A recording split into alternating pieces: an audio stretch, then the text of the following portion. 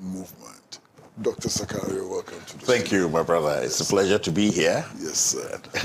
First of all, let's start from the national interest movement. What is it? Well, when I finished my period in the partisan domain, I realized that one of the things that plagued our democracy was that partisan interest had subsumed the national interest. So much that we could not make rational and logical decisions in the democratic space anymore because of partisan considerations. So we decided that to pursue that path would be futile because we would only attract more people to the problem. So let's start something that could be fundamentally different. Let's start by placing the national interest first and then gathering the like minds that are willing to allow the national interest, our collective interests, to subsume partisan and parochial interests. So that meant that we developed a series of matrices to look at the things that we have been suffering from, both externally and also because of ourselves, how we've managed government, our views towards it, our constitution itself, how we've misused it and abused it, and to see what are the fundamental reforms that would need to be made for any sensible interventions to have a chance of working in the national interest and not simply working in partisan and parochial interests for the few at the expense of the many. So that is what the national interest is. What have you identified as the national interest, as opposed to the parochial interest, which is represented by the parties as well? What is the national interest? Several areas were covered related to governance, related to basically our own misunderstanding of the checks and balances between arms of government and our abuse of it. We also identified procurement breaches and the avoidance of systems. And finally, also, we identified our own proclivity towards certain social tendencies that tend to get us into trouble because we cannot follow the laid down procedures of the system and want to work outside the laid down procedures of the system. Of course, when we go into the details, the specifics are many, but these are the broad underlying issues. And that is why we get into that domain where, we cannot have continuity because this person wants to have attribution. So I must discontinue that to start my own. The net consequence, of course, is judgment debts, loss of projects, loss of opportunity, waste of investment. They have also the issue of me wanting my own special prosecutor, you and me, so I can go after the people I want to go after, and heads of institutions which are supposed to operate fairly independently. We don't have that. And that also speaks to the issue of even the way we use our Council of State. Let me invite me and my friends. Yes, I like Percy Pratt. He should be on my, head of my, Council of Elders, and we fully agree on everything. So I know anything I say, he will agree. Those lacks of checks and balances meant that we could not allow individuals. We cannot rely on the goodness of the individual, and that we must put in mechanisms, systems that override the individual when he's going beyond what he's supposed to do. And that's why we came up with the idea of a second chamber of stakeholders.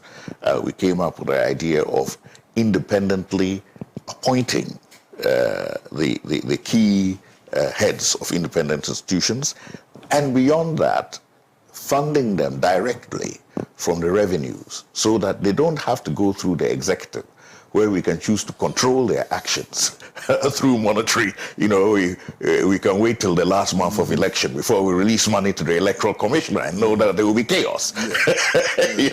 And there are many ways of skinning a cat. So we have to take away those things which we know in our fourth republic, we have been doing. So this is not rocket science, because the evidence and the trail is there. So we must put in place those mechanisms that curb our own tendencies and our own excesses. On top of that, when we come to the economic side, we have to ensure that our public expenditure is controlled, and we make sure that we invest in areas of growth. And if it needs a different paradigm where public sector has to empower private sector to be able to compete effectively in the marketplace, so be it. Other people have done it. It's not cast in stone. It's not an ideological issue. It's a pragmatic issue, because the very people who claim that, government should not be in the private sector space, blah, blah, blah, they've done worse when it suits them. And are now claiming that global competition is unfair. Some people should be curbed because they're competing too aggressively. So all these things, we expect that. We should apply common sense. You can't just believe what you are told. And of course, at the social front, we are aware that the influence of media and information on our younger generation now and their mental state, their psyche, is stronger than what we are doing in families and schools. So if we don't take additional measures, institutional measures, to make sure that we can shape the thinking of our future generation, then we should not just expect it to happen by accident. And that is why we instituted a system of, we called it compulsory military service between the ages of 18 and 27 for a period where people will go through those rigors, not only to learn discipline. We'll come to the plan. Yes, okay. Oh, no, I'm not talking about the plan. Okay. I'm talking about the framework. The national interest. For national interest. Yes. And that is why, indeed, we had so much interest in common with the Great Transformation Plan, because many of the key elements that we were promoting, we found them, there was a mutual agreement, and therefore we could work together towards that goal. Who are your members? I mean, when we talk about the national interest movement, what is it in terms of who constitutes the national interest? We have an executive. A lot of them are colleagues I have known in the political space. And then we have also CSO leaders who share our beliefs in the reforms and whose institutions themselves promote those. So we've had dealings with Franklin, IDEG, etc. And they've always been supportive, particularly on the areas that are of interest to them. Then we have the broader masses, where we go to universities and try and get the younger generation tuned onto their own future and why the national interest movement is important to them as a framework for making informed choices going forward. So we did quite a number of lectures in universities, and in the process had some membership there. Then we have regional people in Tamale, Wa, and some other areas who basically organized to receive us. Because we are not a political party, we don't need offices and those kinds of structures. So we're basically an awareness-raising advocacy group that wish to bring the issue of reforms as a precursor to more accelerated development. And indeed, something that any policy framework must take into account. Now, you're now working with the Movement for Change. What is the relationship? Have you dissolved your movement into the Movement for Change? Have you formed an alliance? What is the relationship? Yes. Well, indeed, my engagement with the Movement for Change was initially purely from a technical point of view. I was invited to help on the Natural Resource and Agriculture Development Policy Framework. And that was even before the leader, Alan Chimanting, left New Patriotic MPP. So I was impressed because I thought, well, for a change, here's even a person at the level of a candidate or an aspirant. He's thinking about the framework within which he would run governance.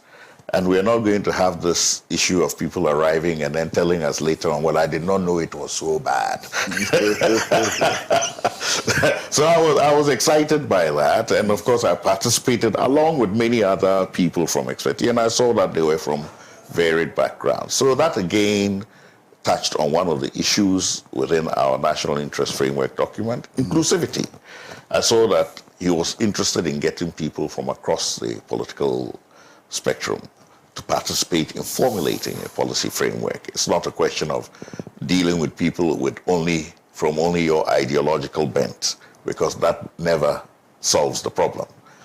So in the process, we were able to form a relationship beyond the technical after he left.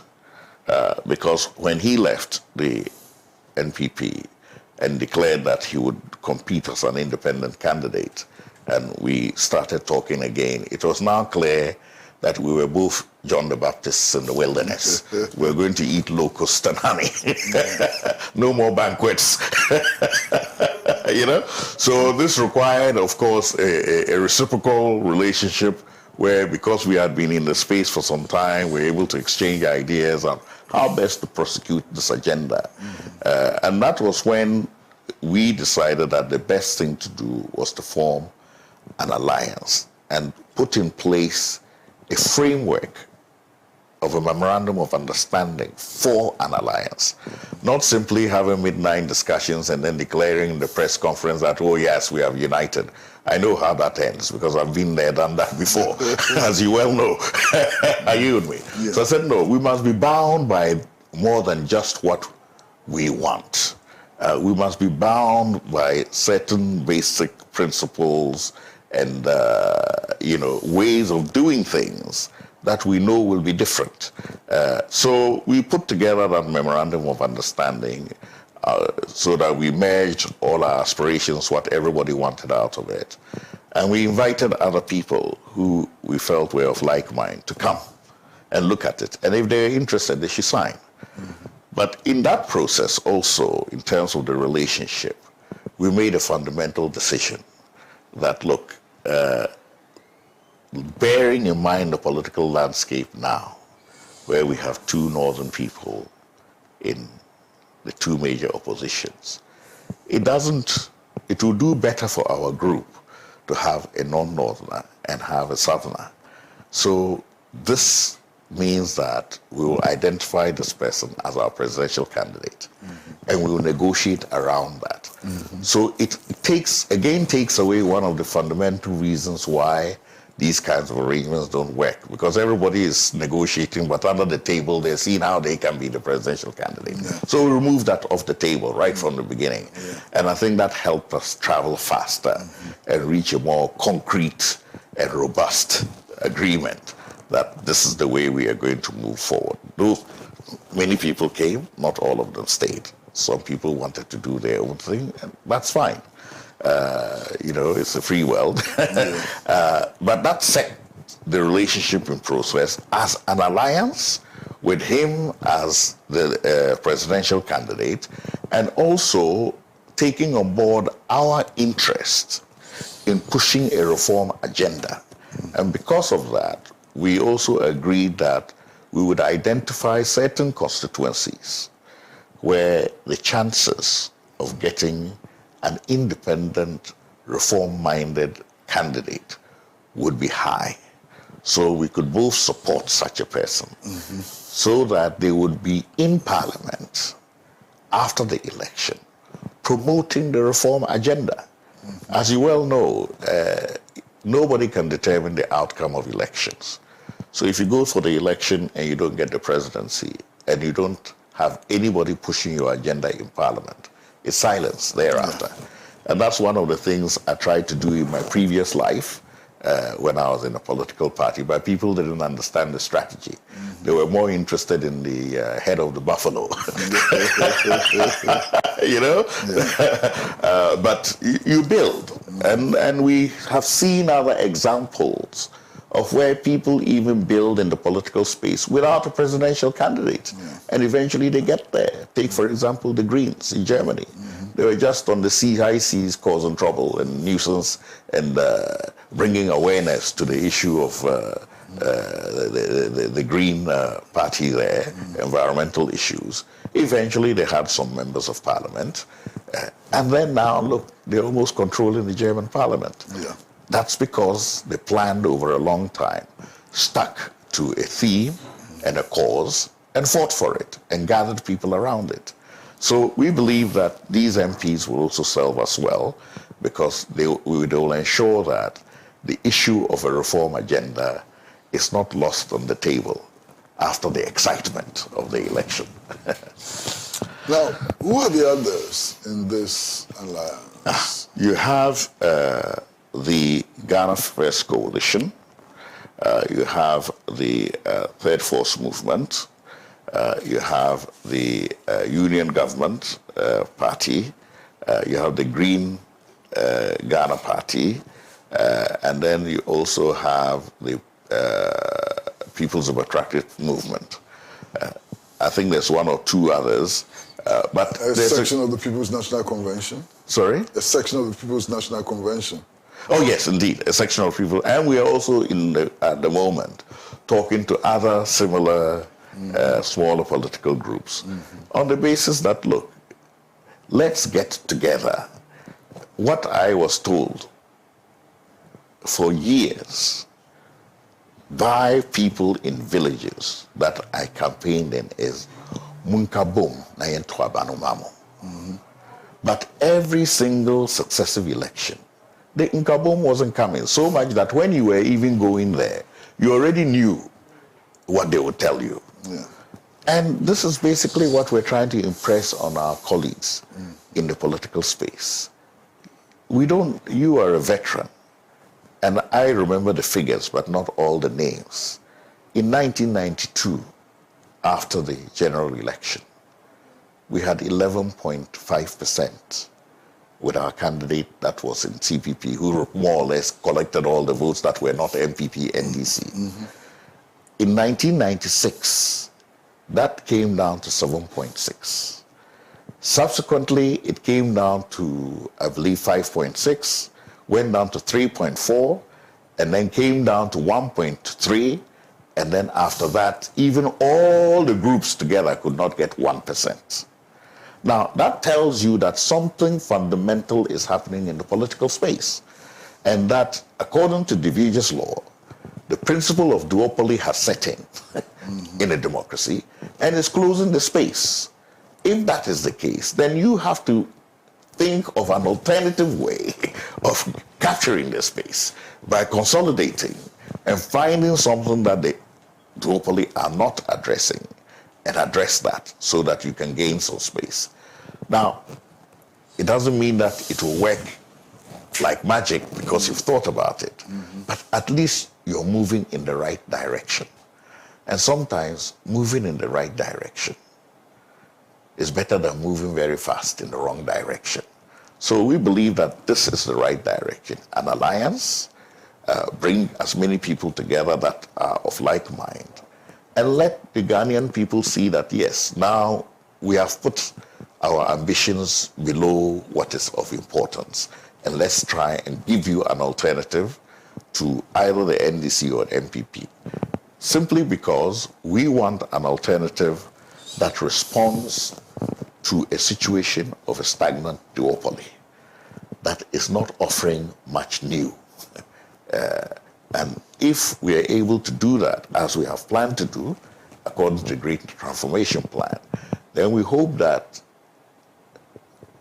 Ghanaians will listen and begin to buy into the idea. Of course, there are many other factors, but at least you have to start on the right framework. Is the assumption that all of you in this alliance are on the same page? You agreed on policy, you agreed on how to proceed in the elections and so on. Is that true? Well, it is largely true. Because, as I said, we did not simply have a verbal discussion and then sign. We presented a document. This is how the alliance would work. These are the issues that the alliance is concerned with, because these are the issues that are relevant to the political situation in Ghana now, in terms of providing a credible alternative. Also, the priority setting of these issues require that we solve the major problems and then have interventions to take advantage of the new situation, instead of we keep going at it without solving the major problems. So we must remove the impediments. Now, that is fairly understood and accepted. Of course, there are areas where we may have still differences from our original positions. For example, I believe that in the youth training and building of patriotism part of it, the military service should be compulsory. Other people believe that no, it should be optional, but we should make it attractive so that people can go into it if they wish. So we come to a halfway stage on that. It's not a difficult thing to do. Other people, of course, believe that the emphasis on private sector building may be too far to the right, and they would want something more to the left. But arguing from these ideological positions, it is possible to rationalize and understand that we are no longer in those era of ideological debates between capitalism and communism. We're now in the world of a market-driven world in which you take pragmatic steps, but do that from a point of view of the kind of society you want to build, so that you take advantage of that situation to build the kind of society you want to see, as opposed to simply saying, oh, private sector is the engine of growth, leave everything to find its level, which is irresponsible, actually. Are you with me? Because water always flows downhill. And when you take those kinds of decisions, we don't need to have a great imagination to know what happens. What inevitably happens every single time is that you end up with less than 1% of the population owning more than 80% of the wealth. And a deepening poverty and a shrinking of the middle class. So we don't need to debate those things, because the evidence is there in front of us. And we know that unless government, especially in emerging economies like ours, unless government takes some concrete steps that ensure the competitiveness of our own indigenous entrepreneurs, they will always lose out in the market space, because the world is now globalized. So we need to come to a compromise on these issues before we can reach a concrete decision about the best way to get the best results in terms of specific policy solutions. Well, viewers, we're talking to Dr. Abu Sakara, who is from the National Interest Movement, which is an alliance with the Movement for Change. And we are talking about the Great Transformational Plan. We're going to take a short break, and when we come back, we'll now delve into the Great Transformational Plan. What is it?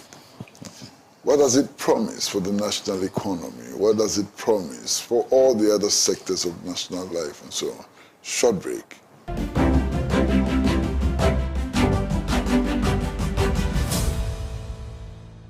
Hello, welcome back to Talk Time, and we are in conversation with Dr.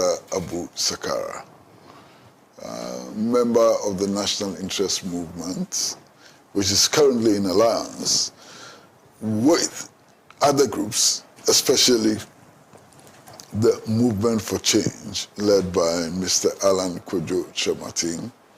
And as you recall, last Monday, the alliance launched the Great Transformation Plan. Now, sir, what is this Great Transformation Plan? What is it? The Great Transformational Plan is a policy framework document that responds to the vision of the Alliance for Revolutionary Change. If indeed we want to see a revolutionary change in Ghana, then we must reform, reset, and restore certain fundamental issues underpinning the system so that it can begin to work for the national interest and for the many and not the few. And it can also work more efficiently and effectively, free of the corruption and endemic mismanagement that has come to characterize governance over the period of the Fourth Republic. So this plan is not a manifesto. It is a comprehensive, integrated policy framework that has policy prescriptions under 6 clusters: the economic, governance, social, infrastructure, scientific management of our national resources and the environment, and also a determined approach to shape the mindset change that we want to see in our populace in terms of our behavioral attitudes, etc. So under each of these clusters, which we have prioritized as the main areas of intervention, we have policy prescriptions that are integrated. In other words, they're not standalone issues, or I'm going to build 5 more hospitals here. No, they are comprehensive. Their standalone issue era is over. We want a comprehensive framework with integrated policy prescriptions that reinforce each other and build synergy in an era of limited resources, and also cascading in order of priority. I cannot start telling you about the services I'll be giving until I start telling you about where I am going to make money from, unless we are going to go the borrow and spend direction again, which we want to avoid. So the Great Transformation Plan is not a manifesto. It is a policy framework document covering 6 clusters with specific policy prescriptions, which we can delve into under each cluster as we proceed. But just to give people a synopsis of what it is and what it is not. And we have it here, as you can see. It's not too big. And obviously, we are not going to go on campaign with this document. We shall distill it into A4 leaflets, which we can share with the public to give them the idea that this is not business as usual. This is not a one slogan campaign. There are things that we must do, and they must make sense in how we do them. And for you to know, this document took a long time to produce. And it involved teams of experts, as I mentioned earlier, from across the political spectrum to work on each of these clusters, taking into account our journey so far, where we'd like to be, and the things we need to do. Not the things we want to do, but the things we need to do and we must do in order to transcend the challenges that are facing us. So that is what the Great Transformation Plan is about. I noticed that you tend to use 2 terms very freely: reform and revolution. How is that possible, given the definitions of these 2 terms? Well, you know, a lot of the time, people's perception of a reform is that it is just a gradual, just a tinkling of the current status quo and doesn't lead to any fundamental change, and therefore it cannot be tantamount to a revolution. But if we look at the 3 steps of reform, the first step of reform is awareness. You have to be aware that there's a problem. And we are not starting from scratch. We are now 67 years old as a country. We are 34 years almost into our Third Republic. So we have an experience. And we know that we have problems, which we must correct. So we must address those problems and bring awareness to those problems and correct them if they are the impediments to our progress. So that stage of reform is important. The next issue of reform is the correction. What are the things that we need to do to correct that which we have identified? The third issue of reform is embracing that correction within the society, in the social fabric, so that you can get the kind of society you want. And it is pervasive within the society, which is where the mindset change comes from.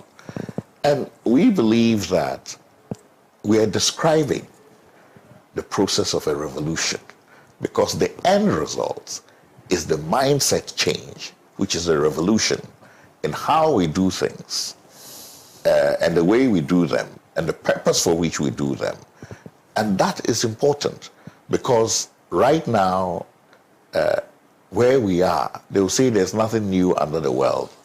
But what you do, how you do it, and why you're doing it will very much affect what the outcome is. So there, we believe, is the need for the world a revolutionary change. We're not talking of a revolution of guns and bombs. We're talking of a revolution of the way we do things, a revolution of the system that we are using, and a revolution of the mindset that we need in order to be able to embrace what a new system would require. Right now, there appears to be almost general agreement that Ghana is bankrupt. We have serious economic problems. We can't pay our debts. Standard of living is falling, and so on. What do you see, as the way out of this crisis, economic crisis? How do we get over our indebtedness, which is rising, and the general state of suffering of the masses, generally of everybody in society? Yes. What is your proposal? Yes. Well, thank you for that question, Chrissy. I'm glad you used the word general agreement, because one of the key problems we have is that we don't have total agreement. And if you have a problem and you don't agree that there is a problem, then you cannot solve it together. And the nature and magnitude of the problem we have now in Ghana requires that we all accept there is a problem and put our minds to solving it. Now, whether we agree we're bankrupt or not, it's not an opinion. It is a fact. Are you with me? There are some issues that, because of the political coloring, we will find a way of arguing about it, but it is a naked truth. We've never been in a situation where any particular government or administration, if you like, I prefer that term, has taken us to triple-digit GDP to debt ratio of 104. We've never been in a situation where a government has taken us to interest rates above 56%. Neither have we ever been in an era where inflation has run rife uncontrolled. Neither have we been in an era where there has been such significant rise in living standards that it has eroded the, the barriers that prevent, that separate the top from the middle and the middle from the bottom. Neither have we been in a situation where our exchange rate has basically lost value by hoops and leaps. We've moved from 5.6 to now 15 point something. There's 16 this morning. Yeah, so that's over 300%. Mm-hmm. Now, in this kind of environment, you do not need small incremental changes here and there. We bring it, we have turned the corner because now the inflation is down by this amount, but it is still in an era which is unmanageable, unworkable, and hostile for business to go on. It's still in an area where people are thinking of downsizing, not employing. It's still an era where people are cutting costs because that is the only way that they can keep the business even alive, not profitable, alive until a better day comes. So under these circumstances, there's a need some very fundamental measures to be taken. And where are those measures to be taken? And they are clearly outlined in the economic cluster of the GTP here. The first thing we have to do is stabilize the currency. Now, we all know that annually we do syndication and we go and bring dollars to buy a locally produced product, cocoa here. We have said that we will ban that. We will mobilize CDs here and buy the cocoa. And if it means some private people making some money, so be it. It is better than adding more CDs to chase more dollars and therefore depreciate our currency.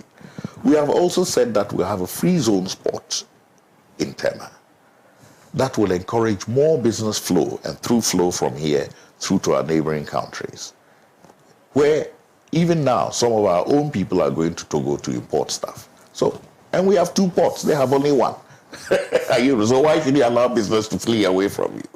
So we will take that measure and also remove all the convoluted impediments in processing and declaring goods, etc., that only add to the transaction cost by simplifying it and removing some of those taxes altogether and consolidating them. So that will make it simpler and quicker, because even when you try to get access to so-called exemptions, etc., even if they're legitimate, by the time you get through all the hoops and loops, the demurrage charges alone are more than the exemption you were trying to avoid.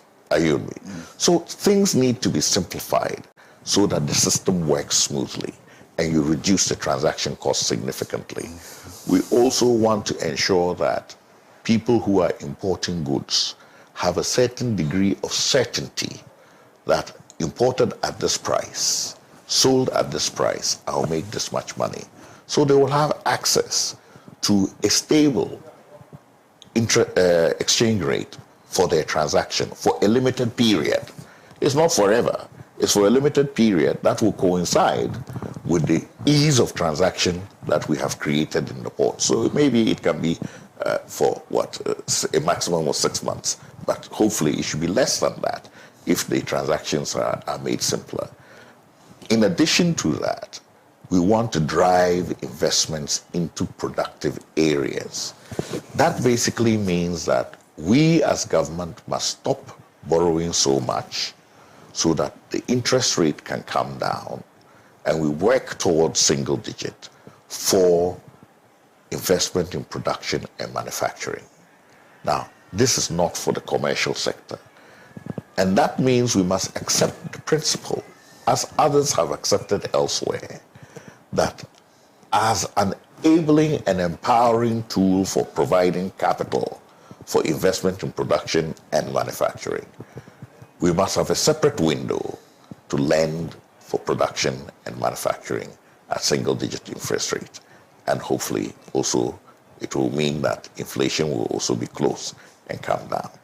Now, we cannot willy-nilly say we will do all these things at the stroke of a pen. Proper reviews will be taken, and then the interventions will be put in place. But the mind is clear. And above all, we must cut down the size of big government. having 100, etc. ministers, we will not have more than 40 ministers. And when I say we will not have more than 40, it doesn't mean we'll have 40. We could have less. After all, at the advent of the First Republic, this country was ruled with less than 30 ministers. Are you with me? And it worked very well. So ministerial positions should no longer be considered as job for partisan boys.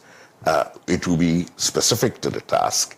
And we look at the emolument structure as well for Article 71 holders. You cannot have a situation where there's such a large looming disparity, because that itself does not give the impression that the leadership are making the sacrifices that they are asking the masses to make. And we have a situation where basically the emoluments surrounding Article 71 holders are so huge that it's almost as if they're living in another world. And the average person is getting the impression is that, oh, they don't care about us because the decisions they're making don't affect them anyway.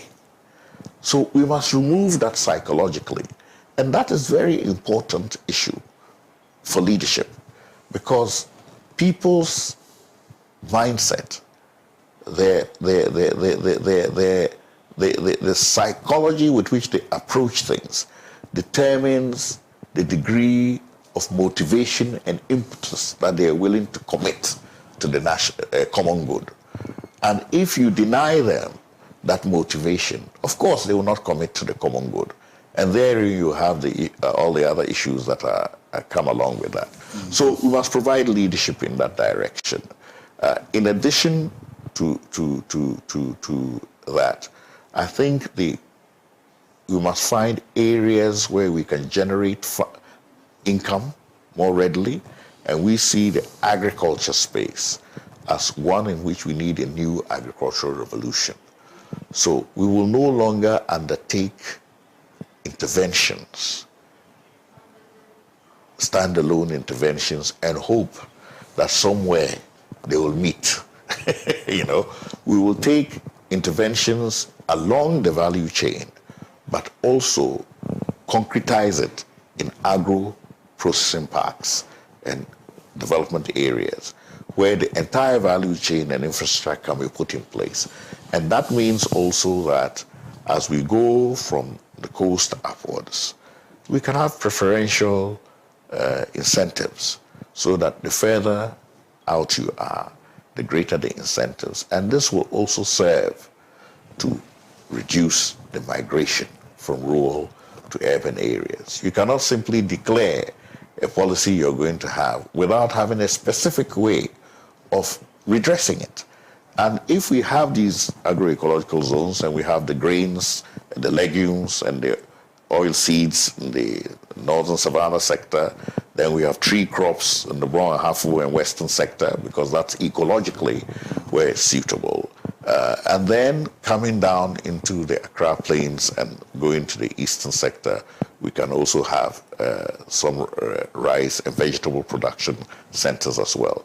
And that also means that we're able to consolidate the innovation and technology arm and direct it to those centers so that they can have a public-private partnership in terms of agricultural development companies that interact with research.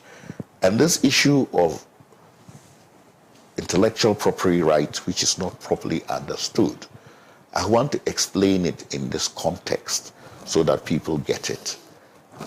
If we have CSIR and all these institutions that are funded by the public, developing innovations, interventions, but they remain on the shelf because we don't have the agro industries to drive it.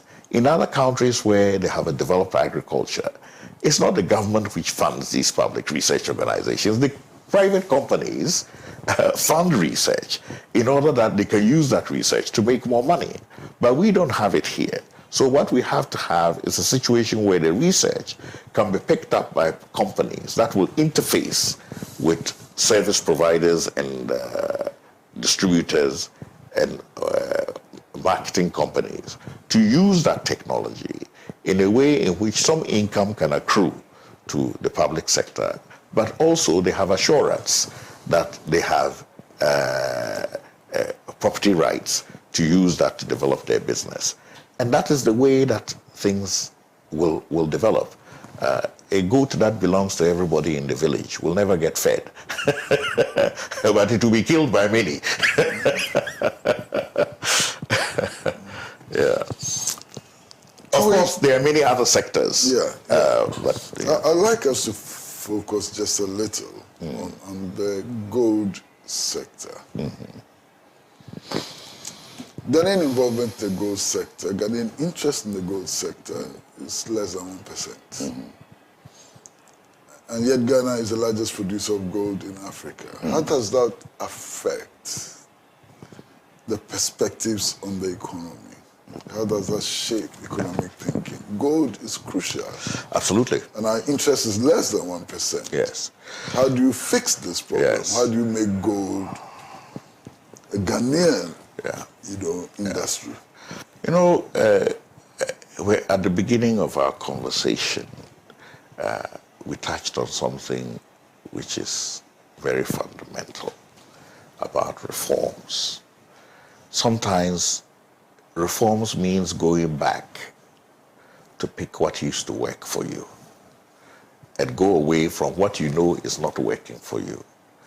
And when you say going back, people think I'm going back to the First Republic because I'm of a certain bent.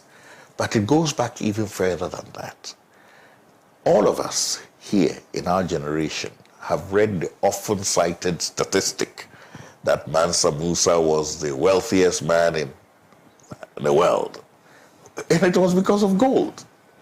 And why was he wealthy because of gold? Because gold has existed everywhere. It was because nobody was allowed to sell gold privately. If you found gold in ancient Mali, you took it to the king or his, and they will give you salt. Because at that time, salt was as expensive as gold. Because the only place we got salt from was in the desert. We didn't know at the time that we could get salt from the sea. So even as far as Salaga here, I saw with my own eyes Arabs bringing rock salt to the Salaga market. That's technology for you. But on that point, that meant that the gold was then going into the state coffers and became a currency. And here we are, having gold, exchanging it for paper, which is less valuable than the gold itself. Well, worthless paper, actually. You're worthless paper. So we must correct that fundamental issue. Now, I have my own opinions about how I would do this. But I think for the main, let me stay on the thing that we can mutually agree on, which is to say that we would like to create a sovereign wealth fund emanating from the income from our natural resources, which of necessity means that we would have to have more income than we currently have from these natural resources if they're going to create any sovereign wealth fund that can empower us to then research and develop and invest in new areas or even existing areas, but with a whole 100% share ownership for ourselves. Because the access to capital is the deciding factor. So if we have a situation where we empower our small-scale miners under a controlled system, not, just anywhere, segment it into lots. You do this lot, when you finish, you reclaim it, move to the next lot.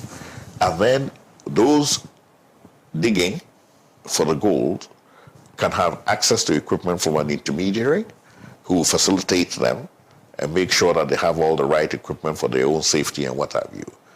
But they will sell to that person. So the intermediary will be for a particular area. So you sell back to that person, he recovers his costs, and he can now bring that gold to the Bank of Ghana and sell it to whoever he wants, but through the Bank of Ghana. And that way, you are able to bring in foreign currency to buy the gold here. And that will strengthen our own currency because our expenditures have been in cedis.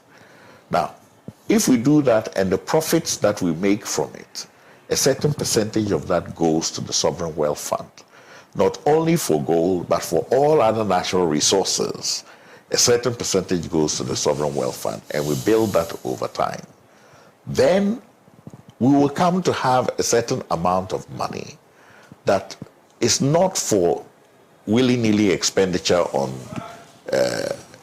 elections in order to win elections and make promises at elections, but for specific interventions, just as other people have been able to do in Saudi Arabia, Qatar, etc., and now have majority share in their oil fields and have control of it. So some of these steps, you don't need to go to Harvard Business School because it is already revealed. What you have to do is discipline yourself and deny yourself the temptation to have immediate gratification from getting a tiny little amount for consumption now and losing out on the bigger portion at a later date.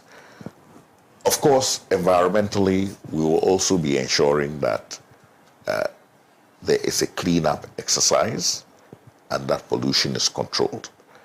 If we don't do that, then the benefit of the gold itself will be nullified. So bringing these issues under control in a community context is where a big intervention can be. Of course, on the other side, you have bigger private companies, in which case we must look at the entire basis for giving licenses. You cannot say that the actual material you are taking is less value than the extraction cost. If that was the case, then it would not be a profitable business.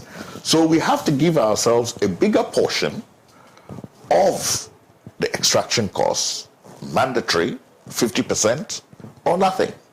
Because if the gold is there and you are coming to take it from me, then I have to have a major share of it. So that man must also be put in place. And that is where the majority of the added income from sovereign wealth will come from, to save and then also use some of it to run government. So it's not an issue which we should debate. You either do it or you don't do it. The status quo continues, or you do something different, and you get a new situation. Of course, people will say, well, if you do that, the investors won't come. Some investors won't come, but others will come. Well, viewers, at this stage, we're going to take another break.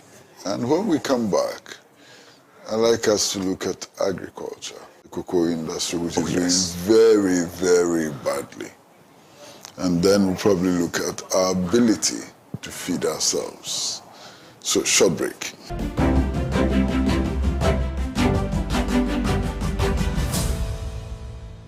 Hello and welcome back to Talk Time, and we are in conversation with Dr. Abu Sakara about the great transformational plan of the Alliance for Revolutionary Change. Now, sir,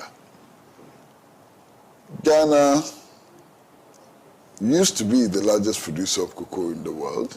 We came second, and so on. Now, over the last 2 years or so, our production is half. You're producing only 50% of what we used to produce, and we are not earning as much. How do you propose to deal with this problem? Of course, there are those who have said that we should move away from cocoa production because our people don't eat cocoa. But there's a problem in the sector. How do we propose to deal with this problem? Okay. I think the first issue basically is that we have to understand that our agriculture, production, and food security is a mix of different products. We have both the livestock sector, the small grain sector, the tree crop sector, and the fisheries as well. So each area will have its own specific intervention, in addition to an overall overarching framework that will allow three basic things. One, access to capital, cheaper capital. Two, infrastructure to facilitate production marketing, and then also, of course, reduction in transaction costs from energy, fuel, all those things. Now, the cocoa industry has had a favored status where, for the most part, the infrastructure was solved. No other crop enjoys more infrastructure than cocoa. We have cocoa roads, shelters, cocoa, depots, etc. Trucks are there to move the grain. So all the things that normally plague other areas don't plague cocoa so much. On top of that, you have an elite corps of people, both on the research and the management side. So the question one asks is, if we have all of these things and we used to be the top, what happened for us to come down? And for us to find what we must now do, we must ask the question of how we have come down. One of the problems we've had is this over-management and over-control of the cocoa sector, where it became the cash cow, and therefore government's interest in it was so high that even things they could have done for themselves, we insisted on doing for them so that we will be the first to receive the proceeds and then take what we need and give them the balance. And the main complaint usually has been that we've been taking more than the balance we're giving them. So the interest has waned. But the main thing which we need to do now is free up the cocoa sector. Allow the private sector and associations and cooperatives to do what farmers can do for themselves before government gets overburdened and involved in it. Because the infrastructure is already there. What you need is the investment and the working capital, and they will do it. The other issue that I mentioned earlier on is this business of syndication and procurement for the cocoa sector. Somebody will procure all the cocoa sacks. Because of that, we have had no interest in promoting our own jute factories here, which we had. We allowed them to collapse. Are you with me? Because you make quicker money by procuring the sacks from somewhere else. Mm-hmm. Secondly, somebody will bring in the capital, to run the system, even if I just run it through my bank alone in London before it reaches here. The Mexicans say, as you're counting money, the glue on your hands will make some stick to you. Running those, syndicated loans through financial institutions is a business. And as you well know, a very profitable business. So if we stop those things and we allow the lower sector to work and bring that to the fore. If it is ships that we need, ship freighters are here. They can organize the ships.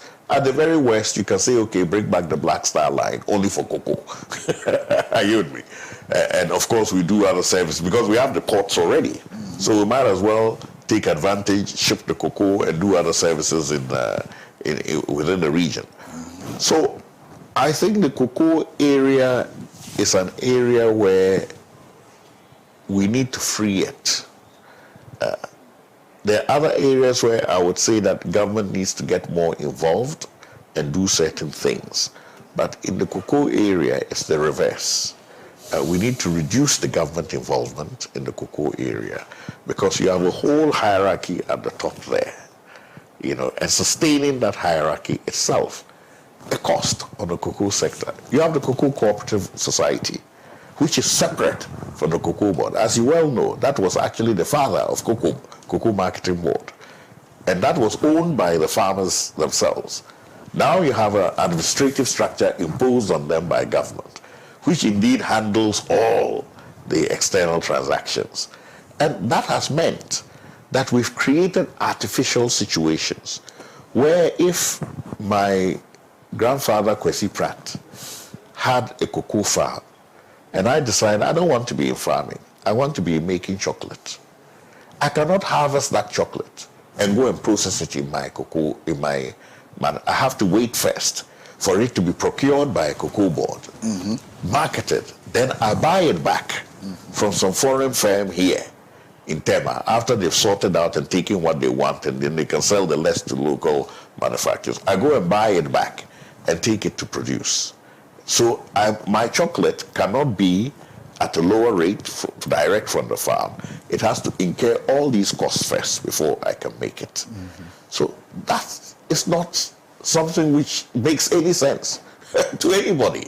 So we have to simplify the system, remove the overarching burden of government involvement, free it up, liberalize it, and allow the cocoa sector to work. Now, on the technical level, yes, it is true that we have to diversify from cocoa, but we can still make a good income from it if we specialize in organic cocoa.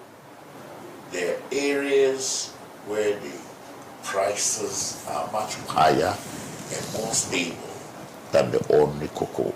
So if we can create enclaves where we create the conditions for certifying organic cocoa and then at least adding small value to it in the powder form and exporting it, that can add a lot of income to the farmers, because under those circumstances, the requirements for fair trade kick in and the farmers get a higher proportion and they actually get a premium for the cocoa. So that will also bring back the incentives. If we want to sustain the cocoa area without necessarily injecting more capital, but we can change the nature of it to go into more organic cocoa, some enclaves of it, and that will provide more incentives for people to keep the cocoa trees that they have, because it is in competition with rubber. And if you are not getting those premiums at the farmer's level, there's no law against cutting your cocoa tree down and growing something else. There's laws against, taking the cocoa to sell to somebody, but not against changing with the use of your farm. So that is another area where we need to look at. Yeah. Now, finally, your perspective on the oil and gas industry, and briefly, because we're running out of time. Look, the oil and gas industry, to some extent, has been another area of disappointment because clearly at the advent of the discovery of oil, we said we didn't want to inherit the oil disease and we should take a different approach. But by that time, the die had been cast, because the different approach is that we will contract you to find the oil and pay you from the proceeds of selling the oil. Not that you take ownership of the oil. Are you with me? Then you sell it, and then in the process give us our share and maybe train a few of our people. So that framework was wrong from the first place. And if we need to go further in the oil and gas industry, we need to think of reversing that. And it is only through the Sovereign Wealth Fund where we can then have the money to contract somebody and pay you. No, we're hiring you as a laborer just to extract the oil, and we will sell and then share the proceeds and give you your payment. And in the process also, we'll give you additional money to train X number of people in this business. That is the fundamental arrangement which the Norwegians have used to be able to get to where they are now. As a very wealthy country. Norway was one of the poorest countries in Europe. All of a sudden, now they're one of the wealthiest countries in Europe. And it's from the same oil. It's the same oil we have here. We even have better oil here than they do, So the management of that has been a problem. Furthermore, what would I say? The contractual processes have been too heavily influenced by interests from government and members of government, to the extent that we have lost opportunity to develop fields at the right time. I've had to pay for judgment debts for cancelling contracts, abrogating contracts, and in the process not got the oil which we could have added to the economy to help us grow. So we have to look at these three key areas. One, the framework for extracting it. Two, the procedures of making the contractual obligations and honoring them, and not overburdening them with partisan and parochial interests. And then three, the ability to train our own local content and increase their involvement as a mandatory percentage in the oil industry. Then, of course, we have our Voltairean Basin oil. And my feeling is that we should not even touch that until we have built a sufficient sovereign wealth fund to be able to invest in that using our